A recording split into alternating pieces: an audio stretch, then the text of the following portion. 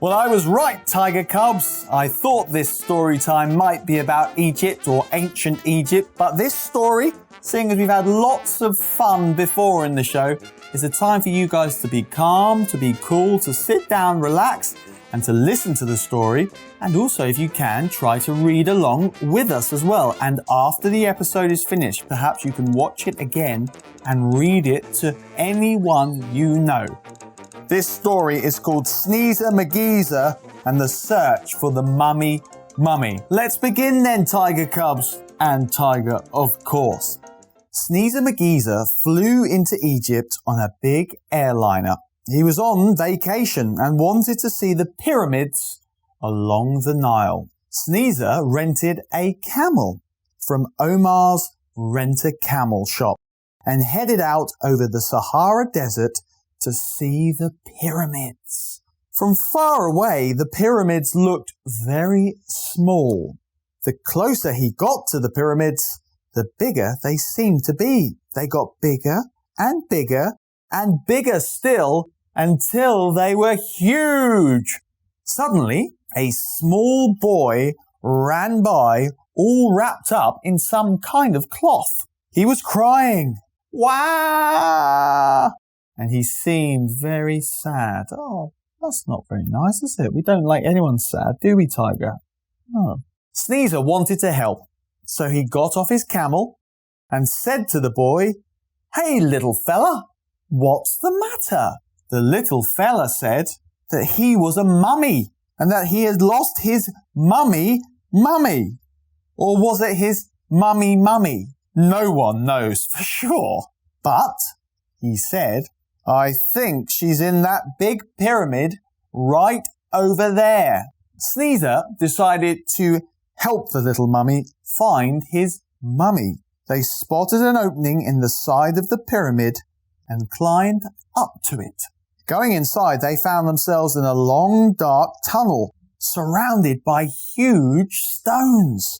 It led deep into the pyramid. The deeper they walked into the pyramid, the narrower the tunnel became. It sounds a bit scary, Tiger. Are you scared? You're not? I am. The ceiling was getting lower too, so Sneezer had to crouch lower and lower and then had to crawl. There was a room at the end of the tunnel where the little mummy found his mummy. But the tunnel was so narrow at that point that Sneezer got stuck and couldn't get free. Oh no! Uh-oh! Hey, little fella, said Sneezer. Can you go for help? Sorry, said the little mummy. I'd like to, but you are blocking the only way out, so I cannot go for help. Then he ran down another tunnel and disappeared. Sneezer was on his own. Sneezer was in trouble and began calling for help. But he knew that no one could hear him. He must have been so scared, Tiger. We would have been scared, definitely. He knew that he would have to figure out a way to get himself out of this mess. As it turns out, Sneezer has a very unusual talent. Every time he hears someone say, "There's nothing to sneeze about," he lets loose with a powerful sneeze. Achoo! Just like that, kids. But his sneezing only works if someone else says it. Earlier, when he was calling for help, Sneezer heard his voice echoing through the pyramid, so he had a brilliant idea. If he were to shout the magic words and then listen to his own echo, maybe he could trick himself into sneezing. So he shouted. I wonder what happened, kids. What do you think, Tiger? I hope it worked. That's nothing to sneeze about. It echoed, kids. It worked. When he heard his words echoing through the pyramid, he began to feel the urge to, Achoo! Wow, what a loud one. He must have nearly knocked the pyramids down. And as you can see from the picture, it worked. Sneezer sneezed so hard that he forced himself out of the tunnel as if he'd been shot out of a cannon, like a rocket. He zipped out of the pyramid and soared like a rocket over the hot desert sands, shouting, Yahoo!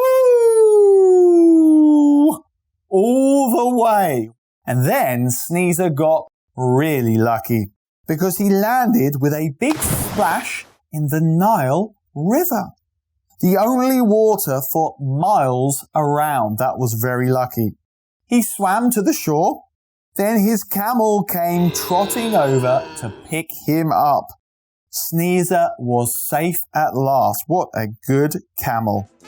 And that is the end of this Sneezer McGeezer adventure.